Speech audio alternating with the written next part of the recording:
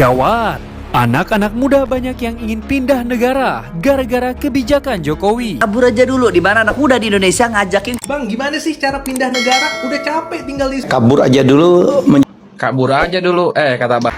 Hai guys, pindah ke luar negeri itu bukanlah sesuatu yang buruk dan juga tidak mempengaruhi nasionalisme kita.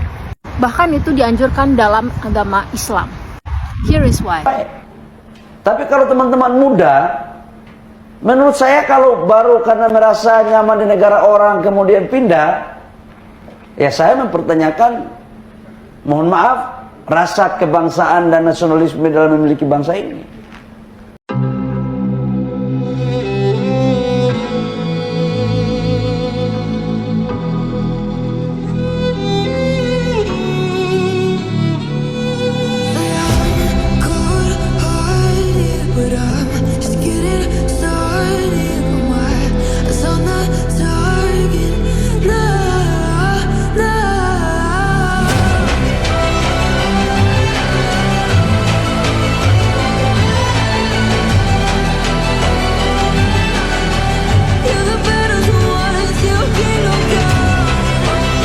Gawat, anak-anak muda banyak yang ingin pindah negara gara-gara kebijakan Jokowi. Demikian diungkapkan pengamat politik Rocky Gerung. Menurutnya, banyak anak muda yang merasa negeri ini tak lagi menawarkan harapan, sehingga diam-diam mempertimbangkan opsi berpindah kewarganegaraan. Bukan karena mereka tidak patriotik, tapi bagi mereka, masa depan lebih penting daripada sekedar nasionalisme, ujar Rocky.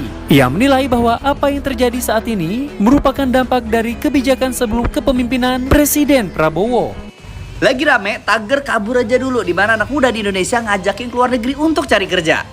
Tren ini terjadi gara-gara susahnya cari kerja di Indonesia, terlalu banyak persyaratan umur, pengalaman kerja, dan lain sebagainya. Ya sedangkan di luar negeri, tamatan SMA gajinya bisa sampai 2 digit. Di Indonesia, lu kuliah sampai S1, ngabisin duit puluhan sampai ratusan juta, gaji UMR yang cukup buat makan doang. Yang bahkan kalau anak muda zaman sekarang mau beli tanah atau mau beli rumah, nggak akan dapat lu kerja puluhan tahun pun.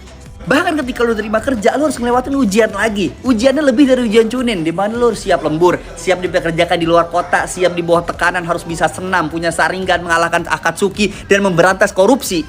Giliran udah terima, tetap aja kalah sama orang dalam, kan Bambang. Kerja di luar negeri, selain dapat gaji yang gede, lu tuh dari pemerintah di sana dapat fasilitas kesehatan dan juga keamanan. Dan kita masyarakat sendiri belum tentu ngedapetin itu ya. Bahkan udah kerja bertahun-tahun di perusahaan tempat lu kerja, belum tentu lu dapat BPJS.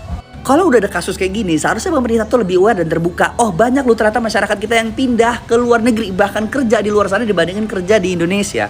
Nah, pemerintah bilangnya mau generasi emas. Ini generasi emas di mana? Kalau generasi emasnya malah mengabdinya di negeri orang, bukan di negeri sendiri, tau nggak?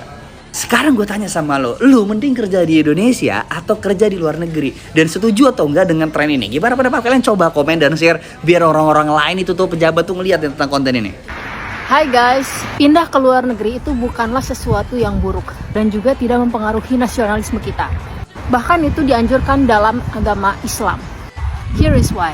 Pertama, pada saat kita pindah ke luar negeri, artinya kita hijrah. Dan itulah yang dilakukan oleh Nabi Muhammad.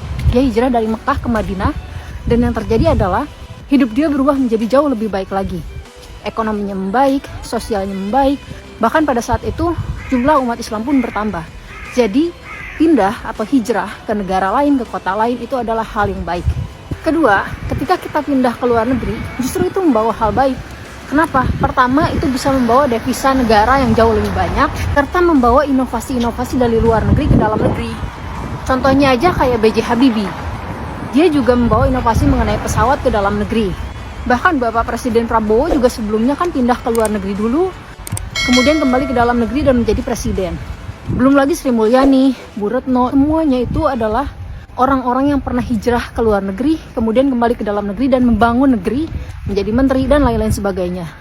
Ketiga, kata siapa orang-orang yang stay di dalam negeri itu lebih nasionalis. Pertama, banyak orang yang stay di dalam negeri itu justru menjadi koruptor, menjadi orang jahat.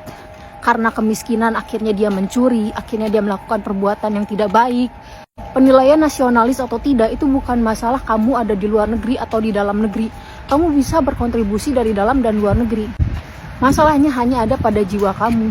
Daripada di dalam negeri terus dan jadi penjahat, mendingan kamu ke luar negeri dan kamu membawa kebaikan, dan bawa kebaikan itu untuk negara kamu, untuk diri kamu sendiri. Keempat, nggak ada masalah untuk kamu sama sekali untuk pergi ke luar negeri atau tidak, itu adalah pilihan kamu, dan yang akan menjalani hidup adalah diri kamu sendiri. Karena ingat, Allah itu tidak akan mengubah suatu kaum kecuali kaum itu yang mengubah dirinya sendiri.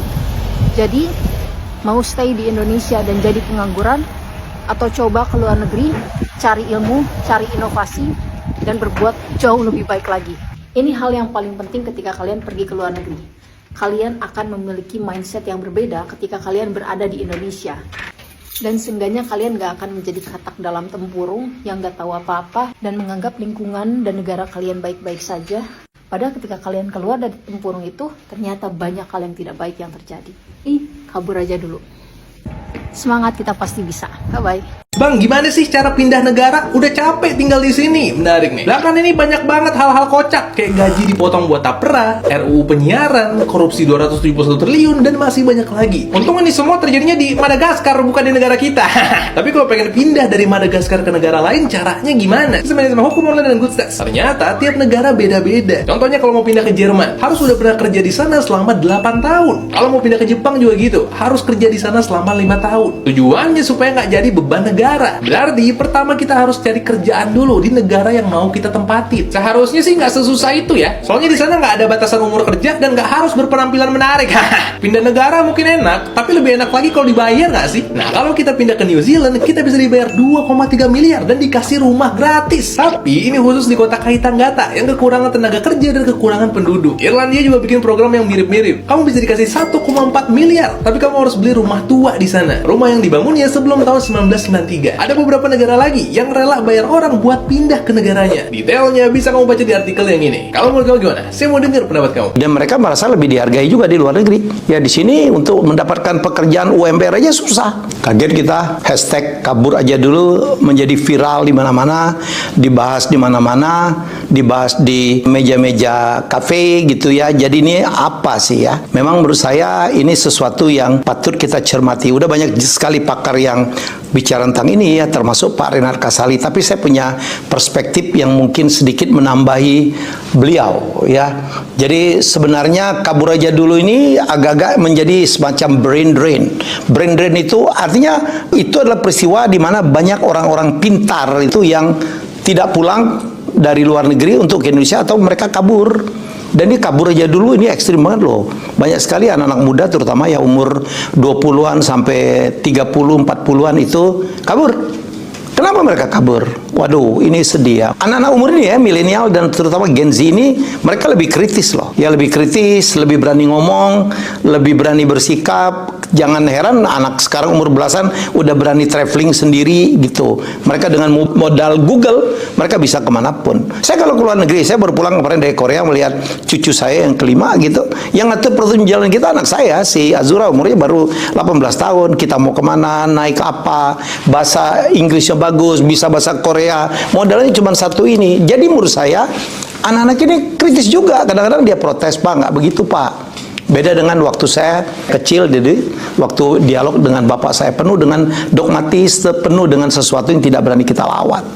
Jadi saya tanya dengan Azura, kenapa nak anak-anak sekarang banyak keluar negeri, kabur aja dulu. Satu Pak, katanya di sini kan mereka melihat lingkungan makin rusak, kemudian situasi ekonomi yang makin sulit, situasi politik tidak pasti. Mereka ngelihat lah bagaimana kita semua orang-orang tua yang sedang mendapatkan amanah, bagaimana kita mengurus negara ini. Waduh, ya korupsi ada di mana-mana ya. Kemarin bayangan imigrasi ada korupsinya, semua ada. Ya di polisi kena, di mana-mana kena. Ya jadi menurut saya investasi banyak lari karena tidak ada kepastian hukum di sini. Peraturan demikian cepat berganti, ini jadi masalah ya. Dan mereka merasa lebih dihargai juga di luar negeri. Ya di sini untuk mendapatkan pekerjaan UMR aja susah. Ya layoff di mana-mana sekarang. Ya jadi karena ini yang juga menjadi persoalan sehingga terjadi branding mereka keluar negeri, gajinya lebih besar walaupun di luar negeri kerjanya berat banget tapi worth it lah. Saya ketemu dengan buruh migran Indonesia ya, pekerja migran Indonesia, para PMI. Kemarin saya di Korea, di Jepang, kemudian mereka kalau satu pesawat, karena mereka mungkin nonton konten-konten saya, video saya, mereka ajak dialog, di mana kamu kerja? Saya di sini Pak, di galangan kapal. Wow, berapa kamu digaji? Gila loh, ada yang 30 juta plus gitu. Walaupun biaya hidup juga tinggi, tapi itu kan biaya hidup kan untuk yang standar Pak. Kita itu kan hidup, saya dengan modal apa mie instan dari Indonesia tambah apa rendang yang dikirim istri saya udah cukup saya hidupnya. Jadi mereka menghematnya cukup banyak. Jadi bagaimanapun ini kita rindu ya dengan mereka tetap di sini. Tapi gimana, lapangan pekerjaan makin sulit. Situasi ekonomi kita ini kita lagi berjuang. Semoga kita bisa di atas 5%. Semoga ya. Sekarang kan kita dalam situasi yang juga sedang terjadi transformasi yang apa gila-gilaan menurut saya. Jadi itulah fenomena brain drain ya. Mari kita menjadi sebuah tanggung jawab ya, supaya talenta terbaik kita itu tidak lari kemana-mana lagi. Tapi nggak apa-apa juga sih, saya pikir ya. Saya sebagai orang tua, saya happy-happy aja. Mereka mencari uang, mencari nafkah, mencari pengalaman, mencari ilmu ya, ke luar negeri ya, supaya nanti mungkin suatu saat mereka pulang. Mereka adalah orang-orang yang sangat cinta tanah airnya. Begitu pulang mereka membawa pengalamannya, membawa ilmunya, membawa uangnya yang mereka dapat di luar untuk membuka lapangan kerja di Indonesia. Tapi bagaimanapun, tagar kabur aja dulu itu pengertiannya kayaknya ya kita keluar aja dulu deh. Artinya ada sesuatu yang sedang tidak baik di negeri ini. Mari kita segera perbaiki. Nah, kebayang nggak 10 tahun ke depan anak-anak muda yang pintar-pintar itu pada kabur semua keluar negeri, nggak mau lagi di Indonesia, nggak ada lagi orang-orang pintar di Indonesia. Terus Indonesia itu harapannya menjadi Indonesia emas itu kayak mana? Nggak mungkin banget, itu bullshit opung. Selama pejabat korupsi dan hukumannya nggak sesuai, minimal ada hukuman perampasan aset bikin miskin, atau kalau bisa ya hukuman mati kayak di Cina. Nah, kalau teman-teman berpikir untuk pindah ke luar negeri, apa saya malah meragukan nasionalisme kalian. Saya tanya, saat ini sudah ada fenomena ribuan WNI usia 25-35 tahun yang ganti warga negaraan jadi warga negara Singapura setiap tahunnya. Berarti Indonesia di sini kan kebanyakan kehilangan WNI jadi WNA, hilang talenta unggul. Bagaimana tanggapan Pak Bahlil terkait hal ini, dan apakah ini juga berpengaruh pada daya tarik investasi Indonesia, Pak? Terima kasih. Yang pertama nih ya, kita ini harus punya rasa nasionalisme. Negara yang paling mantap ini sebenarnya Indonesia. Kita punya semuanya. Bahwa kita belum melakukan secara maksimal, iya. Tugas kita adalah bagaimana memperbaiki negara ini. Nah, kalau teman-teman berpikir untuk pindah ke luar negeri, apa saya malah meragukan nasionalisme kalian.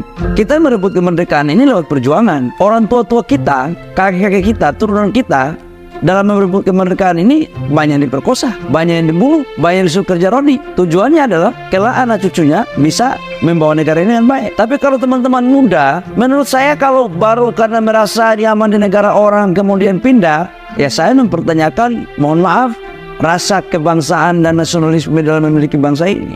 Kabur aja dulu. Kata Bahlil, orang yang memilih pindah ke luar negeri diragukan nasionalismenya. Menurut saya sih nggak penting banget nasionalisme itu, teman-teman. Emang para pejabat kita, pemerintah kita masih punya nasionalisme.